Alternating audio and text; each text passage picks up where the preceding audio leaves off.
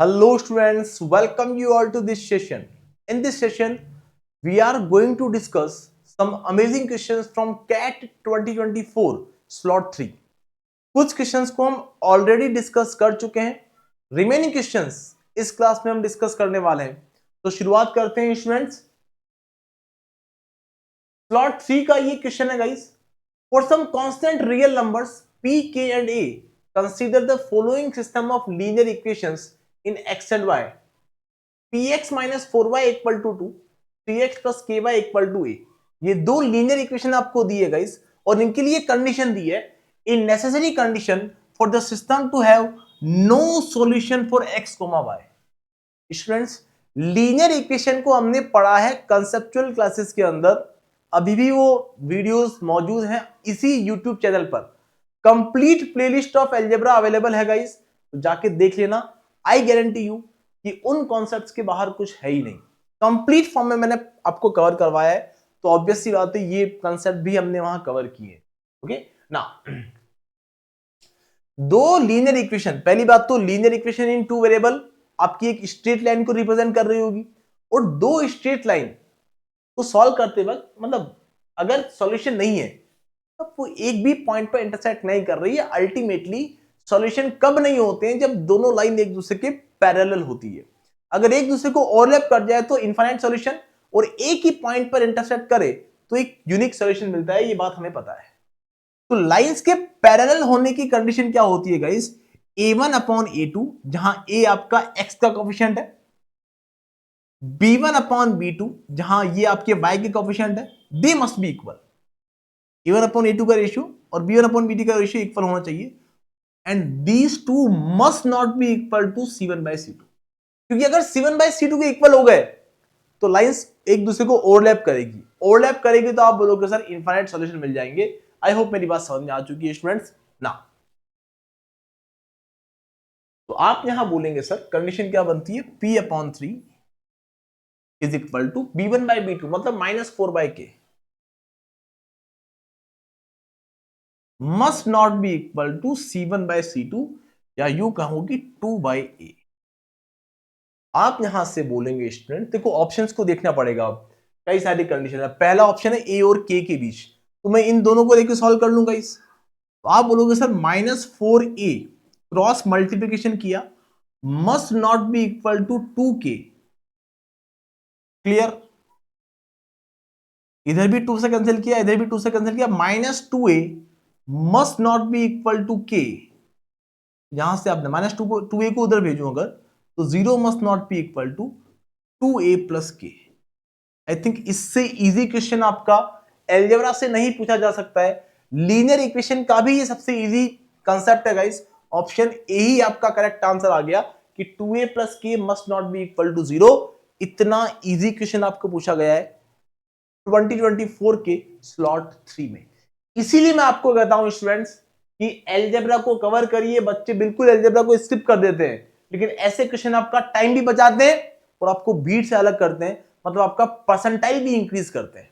Okay students, तो move करते हैं नेक्स्ट क्वेश्चन पर गाइस. ये क्वेश्चन एक बहुत ही अच्छा क्वेश्चन था स्टूडेंट्स. एवरेज के ऊपर पूछा गया था. एवरेज के क्वेश्चन आपको कंपैरेटिवली इजी लगते हैं, लेकिन एग्जाम के अंदर थोड़ा सा मॉडिफाई करके या थोड़ा सा क्वेश्चन को ट्विस्ट कर देते हैं, तो आपसे वहां नहीं हो पाता है उन 40 मिनट के अंदर. इसीलिए मैं बार बार कहता हूं कि एवरेज के क्वेश्चन की बहुत अच्छी प्रैक्टिस करें. वो पूरी क्वांट के अंदर आपको सोचना सिखाते हैं, आपका थॉट प्रोसेस डेवलप करते हैं. Now the average of 3 distinct real numbers is 28. बच्चों कितनी छोटी बात है. 3 डिस्टिंक्ट नंबर है ए बी सी, इनका एवरेज दिया है, मतलब sum of all the numbers upon 3 करेंगे तो 28 आएगा. लेकिन 3 को क्रॉस मल्टीप्लाई करके हमने 24 बोल दिया. बोलो हाँ या ना. a plus B plus C 3 into 28. अरे यार बच्चों कितनी छोटी बात है यार. Sum of all the terms upon number of terms must be equal to 28. तो क्या ये 328 से मल्टीप्लाई हो जाएगा? इसका मतलब a प्लस बी प्लस सी 84 आ जाएगा. 28 सीधा 84. कितनी छोटी बात है. If the smallest number is increased by 7, मैंने बोल दिया बच्चों कि a स्मॉलेस्ट था, b आपका मिडिल नंबर था और c आपका लार्जेस्ट था. बोला है गाइस कि स्मॉलेस्ट नंबर को हमने 7 से इंक्रीज किया है,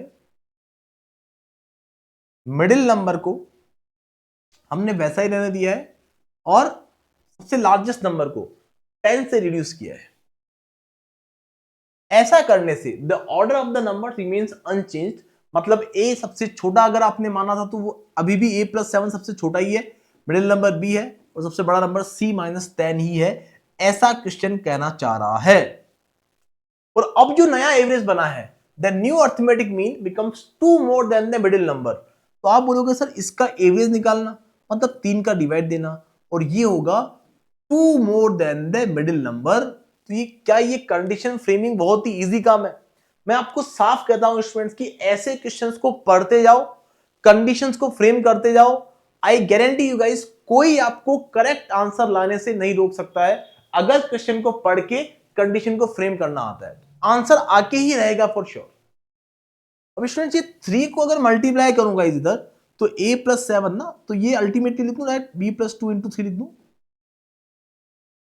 ये बनेगा b+2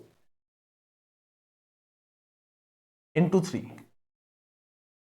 तो ये कितना बन जाएगा स्टूडेंट्स, ये बन जाएगा हमारा a+b+c। सर ये +7 - 10, सर ये तो -3 बनेगा, उधर जाएगा +3 बन जाएगा, तो 3b+6 अल्टीमेटली बना 3b+9। अरे ये -3, 3b+6 तो है ही, और -3 हो जाएगा +9 हो जाएगा। ये एक कंडीशन पता पड़ती है कि a+b+c जो है वो 3b+9 के इक्वल है। ये फर्स्ट कंडीशन आपको पता पड़ चुकी है। अगली condition, while the difference between the largest and the smallest number becomes 64, largest number अभी भी c-10 है।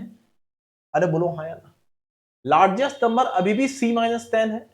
आप चाहे तो इसको कैंसिल भी कर सकते हो बच्चों ने, छोटी सी बात है कि b से b अगर कैंसिल कर दूं, b को भी इधर भेज दूं, तो ये बन गया आपका 2b+9, काफी छोटी बात है।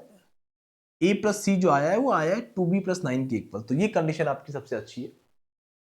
c-10 largest and the smallest number becomes 64।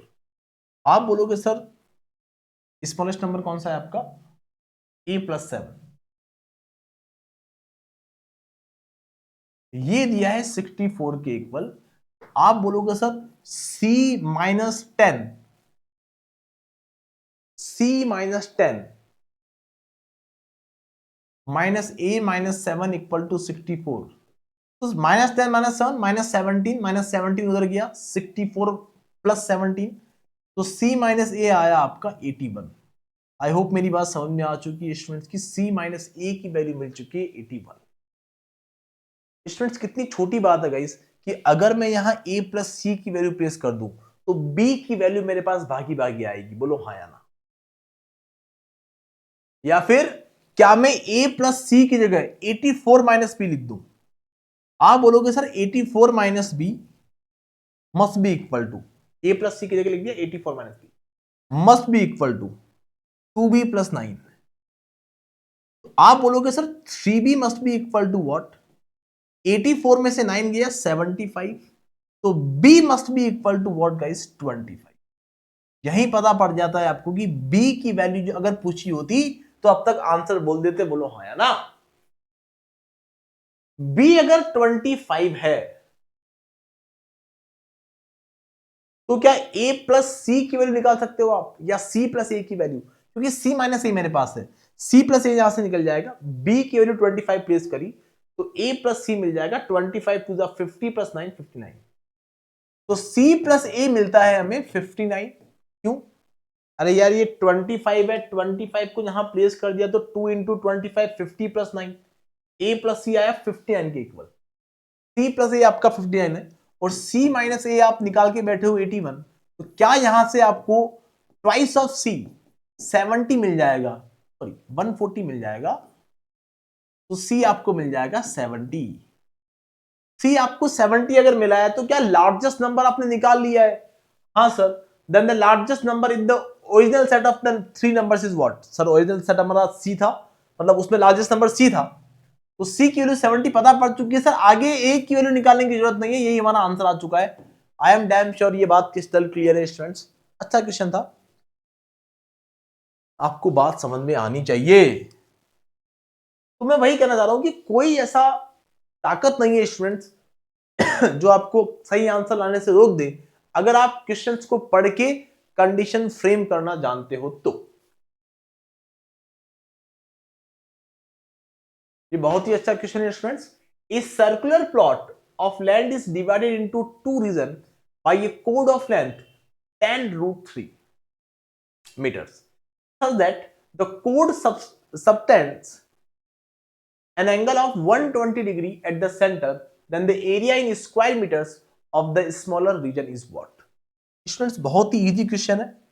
ऐसे क्वेश्चन मैंने आपको करवाए हैं ज्योमेट्री की क्लासेस के अंदर, और तो और यूट्यूब पर कराए हैं स्टूडेंट ना। यूट्यूब पर आप जाके देखोगे ऐसे क्वेश्चन आपको मिल जाएंगे बहुत सारे। ओके, ये आपका एक सर्कल बनाया है मैंने। इस circular plot of land is divided into two region by a कोड ऑफ लेंथ 10√3 मीटर। बच्चों कहीं भी ले लो, यहां आपने एक कोड ले ली, इसकी लेंथ बोली है बच्चों 10√3 मीटर। थोड़ा दिखे आपको तो थोड़ा बड़ा रीजन ले लिया मैंने, 10√3 ये आपको दिख रहा है। And it subtends an angle of 120 degree at the centre. यहां कोई सेंटर रहा होगा, ये जो कोड है ये सेंटर पर बना रही है कितना एंगल, 120 डिग्री का एंगल बना रही है। Then the area in square meter of the smaller region is what? बच्चों ये आपकी कोड थी ए बी, ये आपका सेंटर था। तो स्मॉलर रीजन मतलब जो आपको एरिया निकालना है, सबसे पहले वो आपको डिफाइन होना चाहिए सर कि हमें ये वाला एरिया निकालना है। ये पिंक लाइन से जो किया है मैंने, पिंक है पर्पल है जो भी कलर बोलते हो आप इसको, ये जो एरिया ये आपको निकालना है, ये स्मॉलर और ये बड़ा वाला एरिया है। बच्चों कितनी छोटी बात है। क्या आप अगर कहीं से मुझे इस सर्कल की रेडियस पता पड़ जाए तो मैं इस पूरे, बच्चों ध्यान देना समझना बात को, मैं इस पूरे रीजन का एक एरिया निकाल लेता हूं, क्योंकि ये एंगल 120 डिग्री है, पूरा सर्कल होता है 360 डिग्री का, तो क्या ये पूरे सर्कल का 1/3 एरिया हुआ? अरे 120 degree is the 1/3 of 360 degree. आप बोलोगे सर ये एरिया हुआ पूरे एरिया का 1/3। इस 1/3 एरिया में से अगर मैं इस ट्राइंगल के एरिया को सेपरेट कर दूं, बच्चों ध्यान देना, मैं इस एरिया की बात कर रहा हूं, इस एरिया में से अगर मैं ये ट्राइंगल वाला एरिया सब्ट्रैक्ट कर दूं तो क्या मुझे इस रीजन का एरिया मिल जाएगा? मुझे इस रीजन का एरिया मिल जाएगा और यही तो निकालना है। बोलो हाँ या ना। आई थिंक मेरी बात समझ में आ चुकी है, कोई दिक्कत वाली बात नहीं है। तो उसके लिए हमको इस पूरे 120 डिग्री वाले सेगमेंट में से इस ट्राइंगल का एरिया सब्ट्रैक्ट करना पड़ेगा, और ये सब्ट्रैक्ट करने के बाद हमें हमारा डिजायर्ड एरिया मिल जाएगा। बोलो हाँ या ना। तो ट्राइंगल का एरिया निकालना पड़ेगा, ये बात भी आपको समझ में आती है। चलते हैं बच्चों, बहुत ही छोटा क्वेश्चन है, बहुत ही मासूमियत भरा क्वेश्चन है ना। बच्चों क्या ये बात जानते हो कि सर्कल से सेंटर से अगर आप एक कोड पर परपेंडिकुलर ड्रॉ करते हैं तो ये कोड को दो इक्वल पार्ट में डिवाइड करता है। उससे भी पहले ये बात स्टूडेंट्स कि ये एंगल अगर पूरा 120 था, ये एंगल अगर 90 था, क्या आप इस बात से एग्री करते हो ट्राइंगल एओबी के अंदर ये और ये साइड इक्वल है? बिकॉज दोनों ही रेडियस है, मतलब ये एंगल और ये एंगल इक्वल होगा। ट्राइंगल के तीनों एंगल का सम 180 होता है, ये अगर 120 है तो इन दोनों का 60 होना चाहिए, मतलब ये दोनों ही एंगल 30 डिग्री के होने चाहिए। क्या ये बात समझ में? 30 है तो ऑब्वियसली बात है सर कि ये 60 है और ये 60। क्लियर? बच्चों ध्यान दे, मैं आपको क्या कहना चाह रहा हूं कि अगर जब भी सेंटर से हम कोड पर एक परपेंडिकुलर ड्रॉ करते हैं तो वो कोड को दो इक्वल पार्ट में बांट देता है, मतलब ये साइड भी 5√3 हुई और ये भी 5√3 हुई।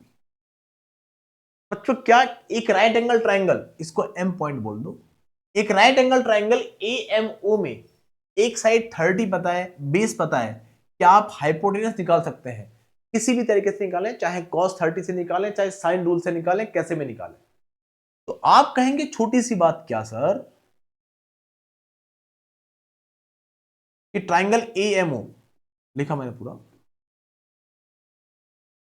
अगर मेरे को बेस पता है और हाइपोटेनस निकालना है तो चाहे जिस तरीके से, चाहे कॉस फॉर्मूला लगाएं, चाहे टेन लगाएं, कुछ भी लगाएं, लेकिन टेन वाली प्रैक्टिस मैंने आपको करवाई है। स्टूडेंट्स अगर बेस आपका 5√3 है तो ये आपका 5 होना चाहिए, बोलो हाँ या ना, परपेंडिकुलर। ये लिखा है मैंने, सिखाया आपको कई बार, क्योंकि देखो ज्योमेट्री की क्लास जाके देखो कि समझ में आ जाएगी बात। ABC, अगर ये एंगल आपका 30 डिग्री है तो ये साइड और ये साइड का रेशियो 1/√3 होता है। मतलब बेस अगर √3 है तो हाइट आपकी 1 होती है, बेस अगर आपका 5√3 है तो हाइट आपकी 5 होगी। क्या मेरी बात समझ में आई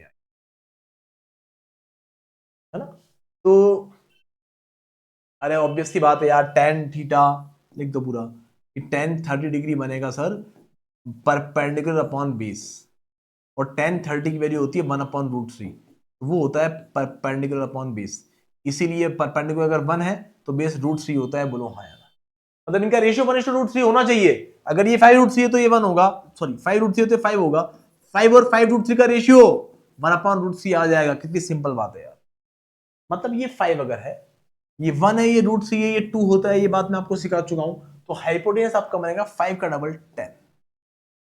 तो इस सर्कल की रेडियस पता पड़ गई आपको 10।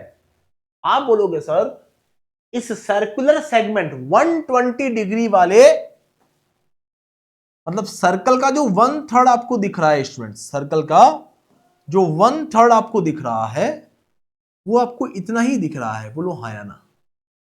इसका जो एरिया होगा वो मैं लिखने जा रहा हूं सर, ये पूरे सर्कल का 1/3 है, तो कंप्लीट एरिया जो लिख लो,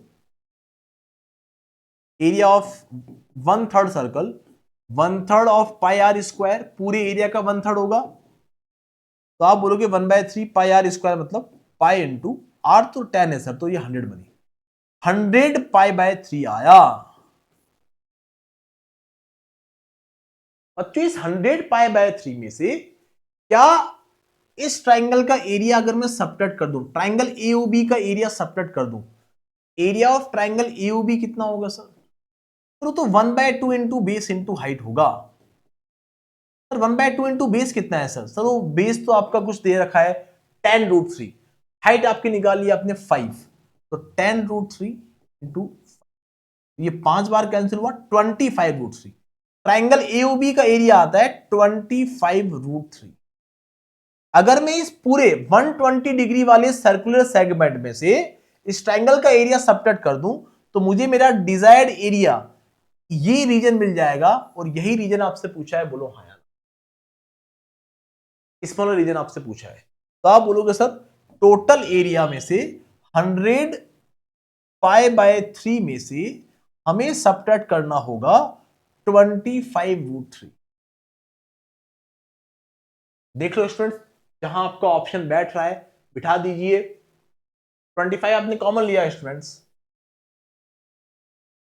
तो अंदर बचता है 4 पाई/3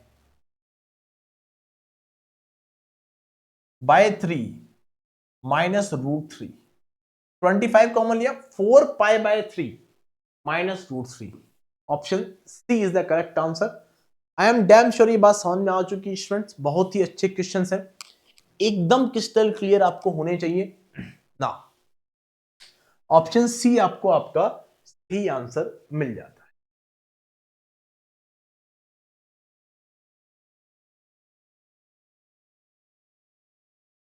चलते हैं स्टूडेंट्स नेक्स्ट क्वेश्चन पर। The sum of all distinct real values of x that satisfy the equation. बच्चों ध्यान दे, आपको यहीं से पता पड़ जाएगा सर कि सर ये कुछ 10⁻x+4/10⁻x = 81/2 बोलना है। क्या आप मेरी बात से एग्री करते हो कि 10⁻x मतलब, मैंने मान लिया बच्चों 10⁻x को p, तो एक सॉल्व कर लेता हूं, बाद में p की जो वैल्यू आएगी उसको 10⁻x के इक्वेट कर दूंगा। तो आप कहेंगे छोटी सी बात क्या सर, तो ये p प्लस 4/p मिलता है 81/2 के इक्वल। सॉल्व किया आपने तो p² + 4 डिवाइड बाय पी आपको मिलता है 81/2k। तो आप बोलोगे twice of p square plus 8 must be equal to 81p। तो यहां से आपको पता पड़ता है इसकी क्या वैल्यू मिलने वाली है, twice of p square minus 81p plus 8 equal to 0। अब 8 टू जा 16 के ऐसे फैक्टर जिनका सम -81 आ जाए, ये तो पॉसिबल नहीं है। तो हमें बाय क्वाड्रेटिक फॉर्मूला या फिर श्रीधराचार्य फॉर्मूला से हमको निकालना पड़ेगा p का वैल्यू। वो क्या होता है students, -b plus minus under root b square minus 4ac/2a। तो हमने निकाली वैल्यू कि p की वैल्यू जो आनी है सर -b मतलब 81 प्लस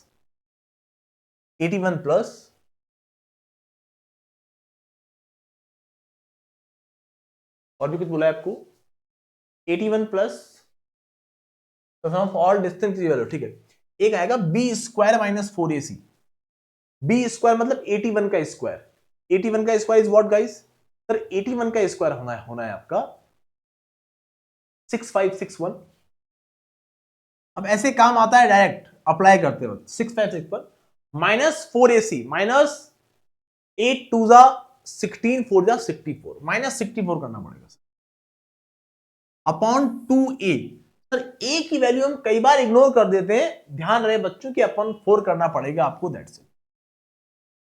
तो p की एक वैल्यू तो आई है आपके पास कितनी स्टूडेंट्स, सर p की एक वैल्यू मतलब 10 की पावर x की एक वैल्यू आती है आपके सामने जो आप देख पा रहे हो 81 प्लस, सब्ट्रैक्ट कर दो कोई दिक्कत वाली बात नहीं है। ये आ रहा है सर हमारे पास, एक तो आ रहा है 81 प्लस 6561 माइनस 64, तो ये 6497 बन जाएगा, 6497 डिवाइड बाय 4। क्लियर? ओके, 10 की पावर x आपको इतना मिला है स्टूडेंट्स, और एक को 10 की पावर x जो आएगा स्टूडेंट्स, यहां से आप जब सॉल्व करने बैठोगे स्टूडेंट्स, x की वैल्यू निकालनी है। तो एक काम करते हैं सर, हमें कुछ ना कुछ कॉमन लेना पड़ेगा। कॉमन नहीं सॉरी, अगर मैं लॉग ले लूंगा इस, तो ऑब्वियस सी बात है सर, इधर भी लॉग लिया उधर भी लॉग लिया, तो ये कितना बन जाने वाला है सर, सर ये बन जाने वाला है x log 10। अरे log 10 की पावर x, x कोफिशिएंट बन जाएगा, बोलो हाँ या ना। तो ये बना log 81 plus under root 6497 divide by 4। और सिमिलरली स्टूडेंट एक और सॉल्यूशन p का मिलेगा आपको sir, b square plus minus sorry minus b plus minus under root b square minus 4ac। तो केवल प्लस को तो ले लिया है हमने, लेकिन माइनस को नहीं लिया है। तो जैसे हमें ये मिला है बच्चों, तो यहां से आप जब x की वैल्यू निकालने बैठोगे तो ऑब्वियस सी बात है सर, ये x आपको एक कितना मिल चुका है, log 10 तो 1 होता है, तो x की एक वैल्यू आपको मिल चुकी 81 plus under root 6497 divide by 4। और सिमिलरली अगर आप यहां माइनस ले लेते स्टूडेंट, समझना बात को, मैं पूरा नहीं लिख रहा हूं, अगर मैं यहां माइनस ले लेता प्लस की जगह, तो यहां माइनस होता, यहां ही माइनस होता, बोलो हाँ या ना। इसीलिए बच्चों अगला क्या मिलने, यहां माइनस होता तो यहां ही माइनस होता। इसीलिए बच्चों मैं अगला क्या लेने वाला हूं कि अगला आएगा x का वैल्यू, log x को लिख दिया यहाँ पे, ये x नहीं आएगा यहाँ पे, ठीक। अगला वैल्यू आएगा x equal to log 81 minus under root 6497 divide by 4। और इन दोनों को ऐड करना है सर, ये आपकी पहली रियल वैल्यू थी, ये आपकी दूसरी रियल वैल्यू है, इन दोनों को ऐड करना है। तो 1 प्लस 2 जब किया स्टूडेंट्स, तो क्या log a plus log a भी बन जाता है क्या, चलो लिख दो पूरा, लिख दो कोई बात नहीं, log 81 plus under root 6497 plus under root 6497 divide by 4। Clear? और यहां क्या आएगा students, plus log 81 minus under root 6497 divide by 4। तो ये दो वैल्यूज आपको मिलती है, रियल वैल्यूज, इन दोनों का सम आपको पूछा है। तो आई एम डैम श्योर यहां तक की बात आपको क्लियर है गाइस ना। लॉग ए प्लस लॉग बी सब वो लॉग ए बी बन जाता है, मतलब लॉग ए बी, मतलब इन दोनों को मल्टीप्लाई करना पड़ेगा। क्या स्टूडेंट्स, ये ए प्लस बी और ए माइनस बी की फॉर्म बन रही है? हाँ सर, ये ए प्लस बी और ए माइनस बी की फॉर्म बन रही है। तो आप बोलोगे क्या स्टूडेंट्स? आप बोलोगे सर ए स्क्वायर माइनस बी स्क्वायर, 81 का स्क्वायर माइनस अंडर हट जाएगा बच्चों 6497, डिवाइड बाय 4 को 4 से मल्टीप्लाई किया 16 बना, तो ये बनता है बच्चों लॉग, ये बन जाता है आपका। ऑब्वियस सी बात है स्टूडेंट, हम लॉग बेस 10 ही ले रहे हैं, लॉग बेस 10 ही लिया है मैंने हर जगह, तभी log 10 आपका 1 बना था ना। बेस ऑब्वियस सी बात है आपका 10 ही चल रहा है ना, 10 10, ये भी 10 है और ये भी 10, सिंपल ना। तो आपने कहा सर ये बनता है log 10 81 स्क्वायर 6561 माइनस 6497, ये आपका 64/16 बना, मतलब ये बना 4। आपने कहा सर ये तो कुछ ऐसा बना है सर, log 10 64/16 4 बना, कोई ऑप्शन है क्या ऐसा? सर ऐसा ऑप्शन तो नहीं है, लेकिन ये 2 दिख रहा है सर आगे, तो इस 4 को मैंने लिख दिया log बेस 10 2 स्क्वायर, और ये बात पता है ये पावर जो होगी वो कोफिशिएंट बन जाएगी ट्वाइस ऑफ log बेस 10 2, ये आपका sum of all the real values आना है। बहुत ही अच्छा क्वेश्चन था, जो कि आपके क्वाड्रेटिक प्लस लॉग के कंसेप्ट पे बेस्ड था। बहुत कम बच्चे ऐसे क्वेश्चन कर पाते हैं स्टूडेंट्स, ये ऐसे क्वेश्चन भी मैंने आपको सॉल्व करवाए हमारी एलजेब्रा क्लासेस के अंदर स्टूडेंट्स। तो बिना समय खराब किए मूव करते हैं नेक्स्ट क्वेश्चन के ऊपर। रेशियो एंड प्रोपोर्शन पे बहुत ही अच्छा question, Rajesh and Vimal on 20 hectares and 30 hectares of A agricultural land. बच्चों राजेश के पास कितना है और विमल के पास कितना है? सर राजेश के पास तो 20 है और विमल के पास है 30, कोई दिक्कत? ओवरऑल दोनों के पास मिला के बन जाएगा 50, ये बात हमें समझ में आ गई है।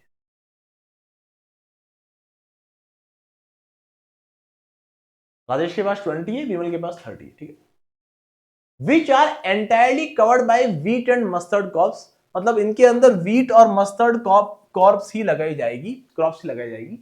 The cultivation area of wheat and mustard in the land owned by Vimal are in the ratio of 5:3। बच्चों ध्यान दे, विमल के पास जो एरिया है व्हीट और मस्टर्ड को आपको 5:3 में डिवाइड करना पड़ेगा। तो क्या 30 को आप 5:3 में डिवाइड कर सकते हो? बहुत इजी बात है, आपको करना आना चाहिए। 8 यूनिट अगर 30 की इक्वल है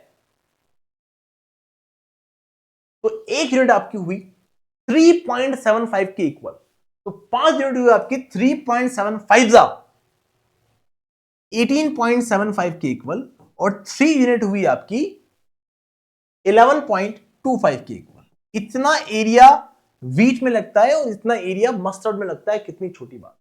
If the total cultivation area of wheat and mustard are in the ratio of 11:9, बच्चों टोटल 50 यूनिट एरिया है, इसके अंदर व्हीट और मस्टर्ड का रेशियो दिया है 11:9। क्या आप 50 को 11:9 में डिवाइड कर सकते हैं? ये रेशियो डिस्ट्रीब्यूशन, अरे ये 11x है 9x है, तो टोटल बना 20x। 20x अगर 50 की इक्वल है, x आपका 2.5 की इक्वल है, मतलब 11x जो आएगा आपका वो आएगा 27.5 की इक्वल। टोटल व्हीट आपका 27.5 हेक्टर में लगता है, और 9x 9 इंटू 2.5, तो 25 9 जा 22.5, टोटल आपका 50 बन गया। 27.5 में व्हीट लगता है, 22.5 में मस्टर्ड लगता है, दैट्स इट। पूछा है the ratio of cultivation area of wheat and mustard in the land owned by Rajesh is what. बच्चों टोटल 27.5 है और यहां ये लग रहा है 18.75, व्हीट यहां लग रहा है, इसका मतलब 27.5 माइनस 18 टोटल 27.5 है। तो ऑब्वियस सी बात है बच्चों, इन दोनों को सब्ट्रैक्ट करना पड़ेगा। 27.5 में से 18.5 जाता तो 9 बचता, लेकिन कुछ ज्यादा जा रहा है सर, तो ये बचेगा 8.75। क्या मेरी बात समझ में आई स्टूडेंट? सिमिलरली यहां बचेगा बच्चों 22.5 में से 11.25 यहां है, तो यहां भी 11.25 ही होगा। तो अल्टीमेटली दोनों का सम बन जाना चाहिए 20। अगर आपकी कैलकुलेशन सही है करके देख लो, 11 + 8 19.75 5.25 1 बन गया, 20 बन गया, बोलो हाँ या ना। इसका रेशियो आपसे पूछा है बच्चों, इनका रेशियो क्या होगा, तो पॉइंट से पॉइंट कैंसिल, और ये 25 से कैंसिल हो रहे हैं क्या, 25 से कैंसिल कर दिया, और भी किसी से कैंसिल हो रहे हैं क्या, 75 नहीं 125 से कैंसिल हो रहे हैं क्या, तो आप बोलोगे 125 7 125 से मैंने सॉरी 125 7 और 125 यहां लिख दो कोई बात नहीं, 125 7 और 125 9 तो 7:9 आपका करेक्ट आंसर आएगा, option B is the correct answer. तो सिंपल रेशियो डिस्ट्रीब्यूशन के ऊपर बेस्ड क्वेश्चन था। आई एम डैम श्योर कि कोई दिक्कत आपको हो ही नहीं सकती है अगर आपने सिंपल रेशियो डिस्ट्रीब्यूशन भी किया है। तो बिना समय खराब किए मूव करते हैं स्टूडेंट्स नेक्स्ट क्वेश्चन के ऊपर।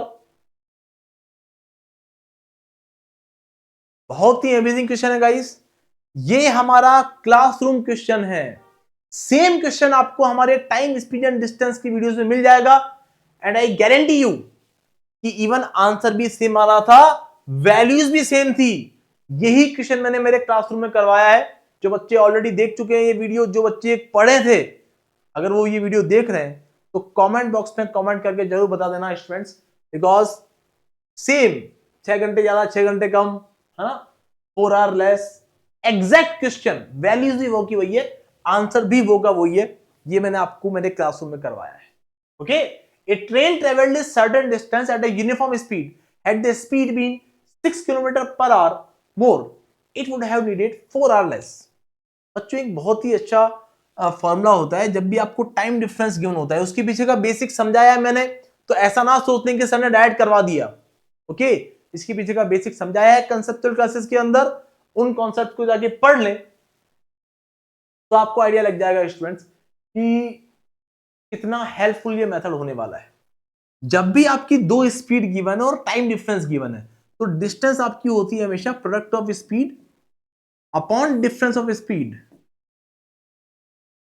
इसके पीछे का बेसिक अगर समझना चाहते हो स्टूडेंट तो कमेंट कर देना मुझे, मैं जो लिंक है वो शेयर कर दूंगा, आपको ढूंढना नहीं पड़ेगा। Okay, now S1 into S2 upon S1 into time difference, ये होता है डिस्टेंस। देखो पहले केस के अंदर अगर मैंने स्पीड मान ली x और अगर वो स्पीड बढ़ा दे 6 किलोमीटर पर आवर से, तो टाइम डिफरेंस होगा 4 घंटे का। ऐसा क्वेश्चन कह रहा है। तो अकॉर्डिंग टू फर्स्ट कंडीशन मेरी दो स्पीड हो गई x और x प्लस 6, x प्लस 6 और x के बीच डिफरेंस ऑफ स्पीड कितना बना 6 और टाइम डिफरेंस 4। ऐसा क्वेश्चन कह रहा है। तो according to the first condition मेरा जो डिस्टेंस आया है वो इतना आया है, बोलो हाँ। लेकिन अगर मैं मेरी स्पीड कम कर दूं, 6 किलोमीटर पर आवर लेस कर दूं, तो अब 6 घंटे ज्यादा लगेंगे। तो आप बोलोगे सर x है, अगर आप x माइनस 6 कर दो, the difference between these two speeds is 6 only into time difference 6। ये भी डिस्टेंस है, ये भी डिस्टेंस है, दे मस्ट बी इक्वल। तो आपने कहा सर x से x, एग्जैक्ट क्लासरूम क्वेश्चन है गाइस, एक लाइन में आपका क्वेश्चन आ जाएगा। लेकिन बेसिक से करने जाओगे तो आपको एक पेज लग जाएगा आराम से, एक पेज तो आपका लग ही जाएगा रफ के अंदर, है ना, काफी टाइम आपका लग जाता है। तो ये मेथड आपको पता होने चाहिए, ये क्लासरूम कंसेप्ट है हमारे, जिनसे आपको डायरेक्ट क्वेश्चन पूछा गया है। सॉल्व कर ले पूरा, 6 से 6 कैंसिल, तो 4x या 2 से कैंसिल हो रहा है, कर लो, 2 है 3 है, तो यहां पता पड़ता है सर कि 2x plus 12 must be equal to 3x minus 18। तो यहां से पता पड़ता है x इक्वल टू 30 मिला सर। x अगर 30 मिला है तो आप चाहे तो यहां एग्जैक्ट वैल्यू जो थी आपकी डिस्टेंस आपको निकालनी है, डिस्टेंस थी आपकी x into x plus 6 upon 6 into 4, और चाहे तो आप वहां प्लेस करते डायरेक्ट, तो 6 से 6 कैंसिल हो गया था, x इंटू एक्स माइनस 6 ही आपकी डिस्टेंस होगी, मतलब 30 into 24, 720 is the correct answer. लेकिन चलो यहां सॉल्व कर लो, कोई बात नहीं। 30 इंटू कहां गया,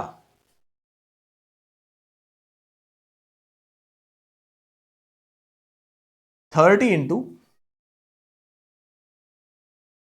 36 डिवाइड बाय 6 इंटू 4।